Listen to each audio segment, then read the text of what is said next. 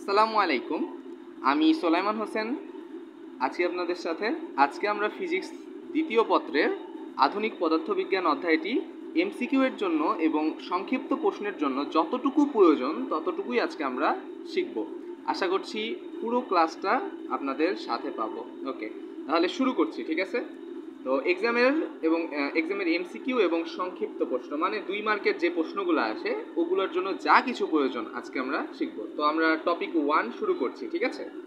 তো টপিক 1 শুরু করার জন্য প্রথমে আমাদের একটা বিষয় মাথায় রাখতে হবে। সেটা দেখো, সেটা হচ্ছে আমাদের কিছু জিনিস জানতে হবে। যেমন ভরের দুইটা রূপ হতে পারে। সেটা হতে পারে, একটা হচ্ছে ধরে নিলাম এম ভর, আর আরেকটা ধরলাম এম নট ভর। হ্যাঁ, এম ভর যেটা সেটা হচ্ছে গতি অবস্থায়, মানে গতিশীল অবস্থায়, ঠিক আছে? গতিশীল অবস্থায় ভর, ঠিক আছে? আরেকটা এম নট যেটা সেটা হচ্ছে স্থির অবস্থার ভর। সেম ভাবে এই যে টি, এটা হচ্ছে গতিশীল অবস্থায় সময়, গতিশীল অবস্থায় সময়। এবং যেটা হচ্ছে টি নট সেটা হচ্ছে তোমার স্থির অবস্থায় সময়, ঠিক আছে? আমি বুঝাই দিব। এবং আরেকটা যেটা আছে সেটা হচ্ছে তোমার দৈর্ঘ্য। যেমন এল, এটা হচ্ছে গতিশীল অবস্থায়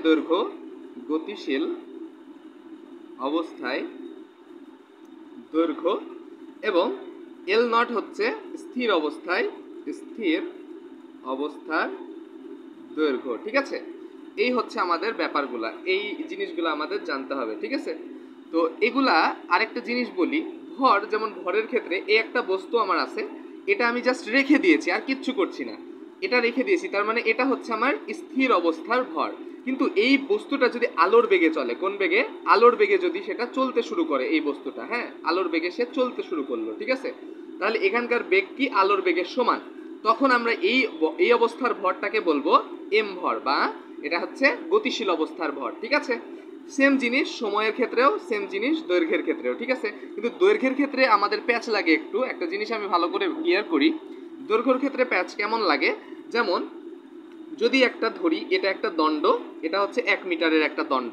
এই দণ্ডটা যদি আমি চালনা শুরু করি, ধরো এটা স্থির অবস্থায় 1 মিটার, ঠিক আছে?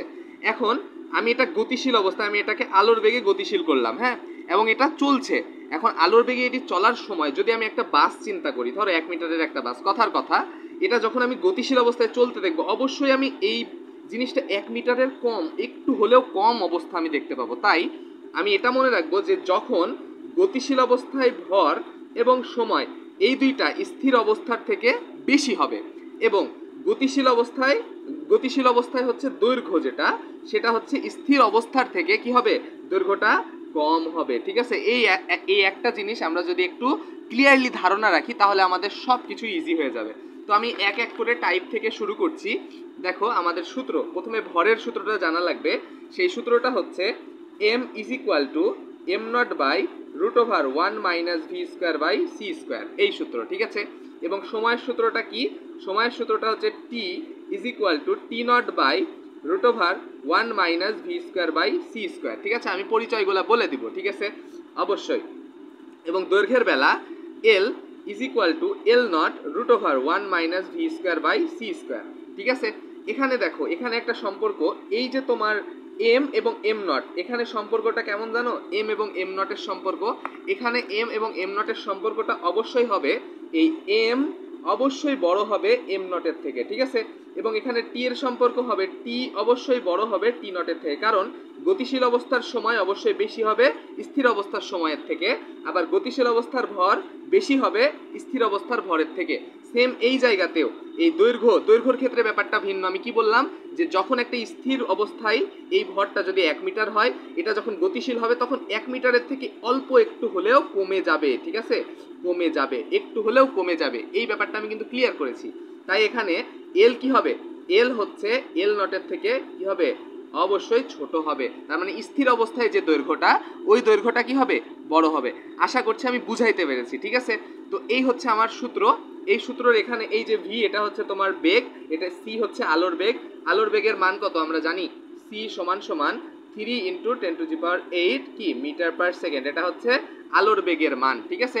ওকে, এবং বেগ আমরা নির্দিষ্ট শর্টকাট দেখে আমরা এখন বের করব। দেখো এখানে আমাদের কিছু শর্টকাট আছে, ঠিক আছে, এই শর্টকাটগুলো আমাদের খুব ভালোভাবে মাথায় রাখতে হবে। দেখো যদি ভি সমান সমান 0.8c হয়, অথবা এই যে ভি এর মান ভি সমান সমান যদি 2.4 × 10⁸ মিটার পার সেকেন্ড হয়, তাহলে এই যে এতটুকুর মান, এই সূত্রের এখানে এই এতটুকুর মান, দেখো এই যে এতটুকুর মান কত হয়ে যাবে 0.6। এর মানে কি, ধরো তোমাকে বললো যে 0.8c, তার মানে এটা হয়ে যাবে m সমান সমান m0/0.6। বুঝা গেছে? এরকম হয়ে যাবে, আশা করছি বুঝা গেছে। তাহলে এখানে দেখো ভি সমান সমান যদি 0.6c হয়, তাহলে এই যে 0.6c অথবা ভি এর মান 1.8 × 10⁸ মিটার পার সেকেন্ড হয়, তাহলে এইটুকুর মান হয়ে যাবে কত 0.8। আশা করছি বুঝা গেছে। এইটুকুর মান হচ্ছে এই যে সময়, এটা ভরও হতে পারে, এটা সময়ও হতে পারে, এটা দৈর্ঘ্যও হতে পারে, যে কোনো কিছুর হতে পারে। তারপরে দেখো যে ভি সমান সমান 0.98c হলে এখানে এই যে এতটুকুর মান কি হয়ে যাবে 0.2। আশা করছি বুঝতে পারছো তোমরা, ঠিক আছে? ওকে, ঠিক আছে। তারপরে দেখো ভি সমান সমান যদি c/√2 হয়, তাহলে কি হবে, এই যে এতটুকুর মান কি হয়ে যাবে 1/√2 হয়ে যাবে। এগুলো মনে রাখার খুবই ইজি, আমি বুঝাই দেবো। এবার দেখো ভি সমান সমান যদি c হয়, দেখো তো যদি ভি সমান সমান যদি c হয়, তাহলে তুমি এখানে ভি সমান সমান যদি c বসাও, এটা কেটে যায় না, এবং এটা যদি কেটে যায়, তাহলে এই টোটালটুকু কি হয়ে যায় 0 হয়ে যায় না? তাই এই টোটালটুকু যদি 0 হয়ে যায়, তাহলে এইটুকুর মান কি হয়ে যায় 0, আর এখানে যদি 0 বসায়, তাহলে এই m এর মান কি হয়ে যায় ইনফিনিটি হয়ে যায়। আশা করছি বুঝাইতে পারছি, ঠিক আছে? তাহলে মনে রাখবা কিভাবে, দেখো তো এই দেখো 0.8c যদি হয় তাহলে 0.6, আর যদি 0.6c হয় তাহলে এতটুকুর মান হবে 0.8। এই দুইটা আরামসে মনে রাখবে, ঠিক আছে?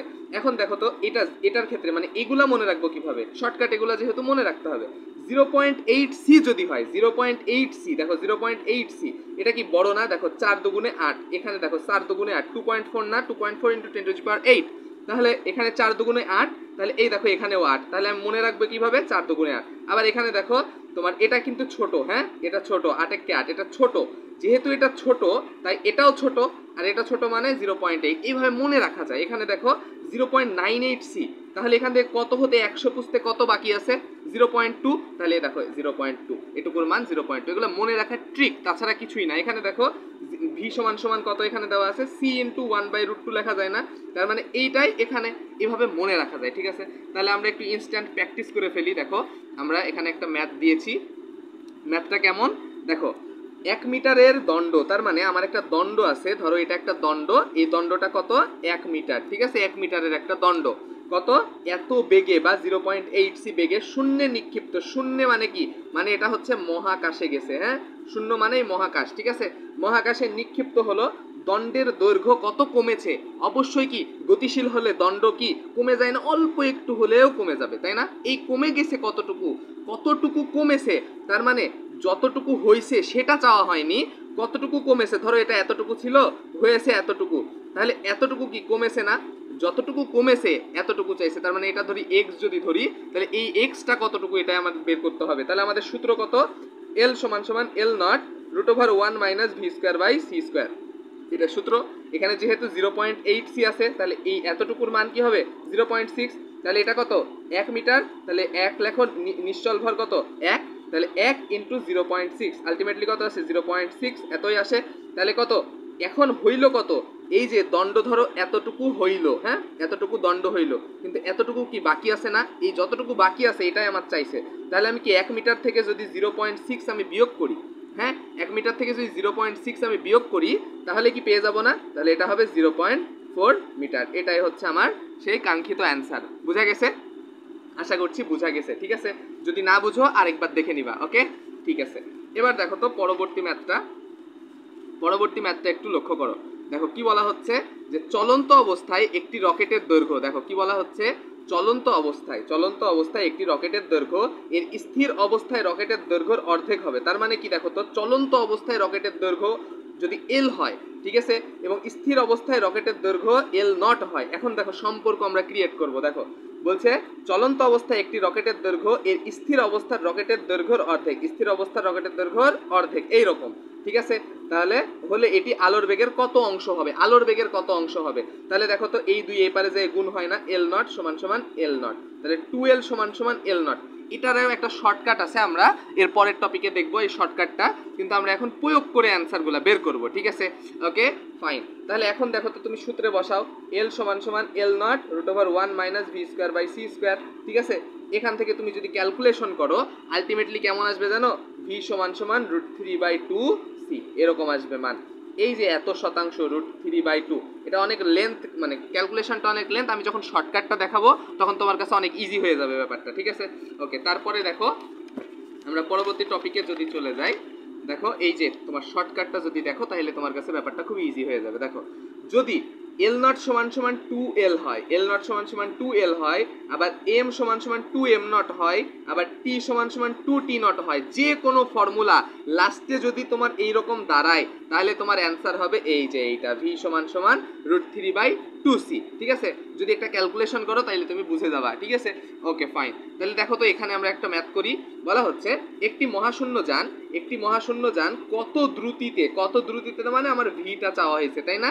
ভ্রমণ করলে মহাশূন্যে 2 দিন, মহাশূন্যে কত দিন?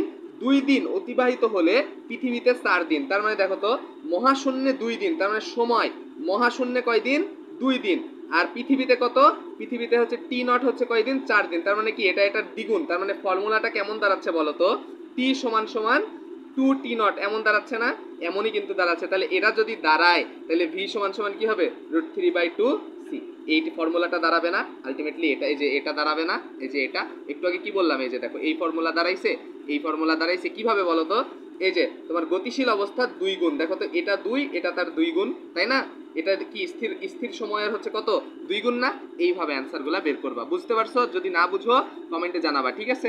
ওকে, আমি আবার বুঝাই দিব দরকার হলে। ওকে, পরবর্তী ম্যাথটা দেখো, বলা হচ্ছে 25 বছর বয়সে একজন মহাশূন্যচারী, তার মানে 25 বছর বয়স, এটা কি পৃথিবীর অবস্থানে, হ্যাঁ পৃথিবী, মানে সে যখন পৃথিবীতে ছিল তখন যে ভরটা ছিল এটা হচ্ছে কোথায়? এটা হচ্ছে যখন পৃথিবীতে ছিল তখনকার ভর, ঠিক আছে? এটা যখন মানে যখন সে পৃথিবীতে ছিল, আমার কথা কি বোঝা গেছে? যখন সে পৃথিবীতে ছিল তখনকার এটা সময়, এটা কিন্তু তোমার মহাশূন্যে যাওয়ার সময় কোনো সময় না, ঠিক আছে? যখন সে পৃথিবীতে ছিল। এখন দেখো আমরা সূত্র কি জানি, টি সমান সমান T not by root over 1 minus V square by C square. এই সূত্র আমরা জানি না? এই সূত্র কিন্তু আমরা জানি। এখন এখানে দেখো এটা কি দেওয়া আছে? এটা বেগ দেওয়া আছে, দ্রুতিতে চললে, এত দ্রুতিতে চললে, তার মানে এটা মানে কি? এটা মানে কি 0.6 না? এটা এই টোটালটার মান 0.6 হয়ে যাবে না? 0.6 হয়ে যাবে। এখন এই মানটা আমি কার মান বসাবো? এটা আমার চ্যালেঞ্জ। এখন আমি কি এই যে 25 বছর বয়সে একজন মহাশূন্যচারী, মহাকাশ জানে, মহাশূন্যচারী মানে এ কোথায় আছে? এ আছে মহাকাশ জানে আছে, মহাকাশ জানের মধ্যে আছে, ঠিক আছে? এই মহাকাশ জানের মধ্যে আছে। মহাশূন্যচারী যেহেতু 25 বছর বয়সে আছে, তাহলে আমি এখান থেকে টি নট সমান সমান এটা লিখতে পারি না, T is to 1 minus V square by C square. তাহলে এই যে টি এর মান 25 ইন্টু 0.6, আলটিমেটলি কত আসে বলো তো? সরি, এইটার মান কত আসবে? 0.6 আসবে, অবশ্যই 0.6 আসবে। তাহলে এইটা কত আসবে বলো তো? এই যে 25 আর এটা আলটিমেটলি এই দুইটা গুণ করতে হবে। ওকে, তাহলে দেখো তোমার এই এটা যদি আমি ক্যালকুলেশন করি আলটিমেটলি আসবে 0.6। আমরা একটু আগে পড়েছি এখানে, দেখো যে 0.6 মানে 0.28, সরি 0.28 হবে, হ্যাঁ সরি এখানে একটু মিস্টেক হয়েছে, এটা ঠিক করে নাও, 0.8, ঠিক আছে? তাহলে এই যে 25 এটা কি মহাশূন্য চারির ভর না? তাহলে এই দুইটা যদি আমি ক্যালকুলেশন করি, এখানে তারপর কি বলছে দেখো, পৃথিবীর হিসাবে কি বলেছে? পৃথিবীর হিসাবে কত? 30 বছর পর ফিরে এলেন। তাহলে 30 বছর পর কার হিসাবে ফিরে এলেন? ওই যে পৃথিবীর হিসেবে। তাহলে পৃথিবীর হিসেবে সে কি স্থির ছিল না? পৃথিবীর হিসেবে তার বয়স কত ছিল? 30 ছিল, এটা 25 হবে না, এটা 30 ছিল। তাহলে এই দুইটা যদি আমি ক্যালকুলেশন করি তাহলে আলটিমেটলি আমি 24 পাবো, ঠিক আছে? তাহলে দেখো আগে কত ছিল, এখানে আমি করি, এখানে হচ্ছে তোমার তার বর্তমান বয়স কত হবে? বর্তমান হচ্ছে তার আগে ছিল 25, দেখো এখানে 25 ছিল আগে, এবং এখন কত? 24। মোট কত? মোট হচ্ছে 49। আশা করছি এটা তোমার মনে থাকবে, ঠিক আছে? ওকে ফাইন, যদি না বুঝো আরেকবার দেখে নিবা রিভাইন্ড করে, ঠিক আছে? এবার আমাদের পরবর্তী টপিক সেটা হচ্ছে গতিশক্তি স্থিতিশক্তি। ওকে, তাহলে দেখো গতিশক্তির সূত্র কি? আমরা কি জানি? E K is equal to half M V square, এটা পড়ছিলাম না? আইনস্টাইনের একটা সূত্র ছিল না যে E is equal to M C square? এটা কার সূত্র? এই সূত্রটা আবিষ্কার করেছেন কে? আইনস্টাইন, ঠিক আছে? বিজ্ঞানী আইনস্টাইনের সূত্র।